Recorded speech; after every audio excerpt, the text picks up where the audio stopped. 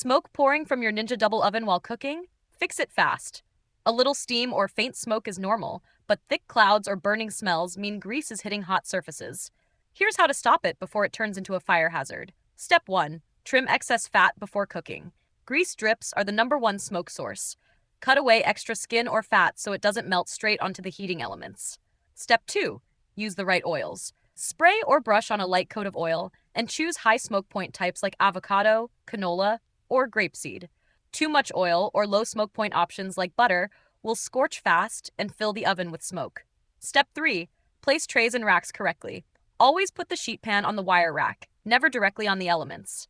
If you're air frying greasy foods, slide the sheet pan on the lower rack under the basket to catch drippings safely. Step 4. Keep airflow clear. Leave at least 1 inch of space around the oven and never cover the crumb tray, vents, or walls with foil. Blocked air makes grease cook hotter and smoke sooner. Step 5. Clean hidden grease traps. When the oven is cool and unplugged, pull out the crumb tray and wash it. Wipe the door lip, hinge area, and walls with a soft microfiber cloth. I've linked the one I use in the description.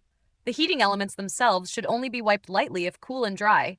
Never scrub or spray cleaner directly. Step 6. Know when it's not normal. If you see flames, sparking, or thick smoke that doesn't stop after removing greasy food, power down, unplug, and contact support before using again. If this helped you stop smoke in your oven, subscribe to No Filler Fixes for more fast appliance help. And if you need a microfiber cloth for safe wipe downs, I've linked the one I use below. Lint-free, non-abrasive, and perfect for grease removal. Thanks for watching, and keep the smoke in the flavor, not in the air.